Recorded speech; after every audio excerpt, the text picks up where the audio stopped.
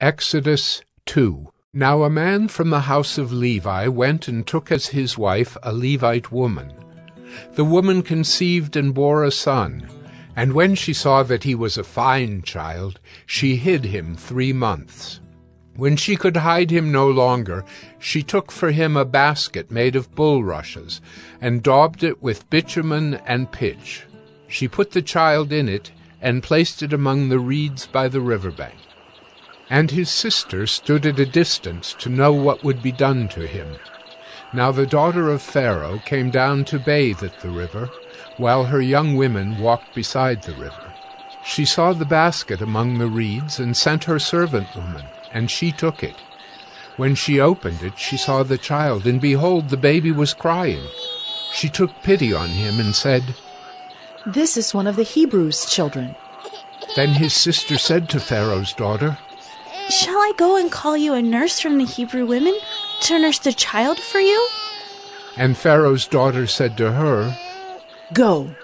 So the girl went and called the child's mother. And Pharaoh's daughter said to her, "Take this child away and nurse him for me, and I will give you your wages." So the woman took the child and nursed him. When the child grew up, she brought him to Pharaoh's daughter, and he became her son. She named him Moses.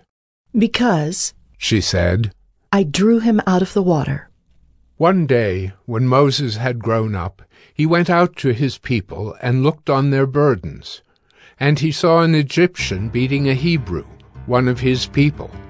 He looked this way and that, and seeing no one, he struck down the Egyptian and hid him in the sand. When he went out the next day, behold, 2 Hebrews were struggling together. And he said to the man in the wrong, "Why do you strike your companion?"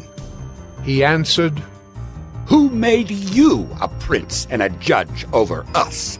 Do you mean to kill me as you killed the Egyptian?" Then Moses was afraid and thought, "Surely the thing is known." When Pharaoh heard of it, he sought to kill Moses. But Moses fled from Pharaoh and stayed in the land of Midian, and he sat down by a well. Now the priest of Midian had 7 daughters, and they came and drew water and filled the troughs to water their father's flock. The shepherds came and drove them away, but Moses stood up and saved them and watered their flock. When they came home to their father Reuel, he said, "How is it that you have come home so soon today?"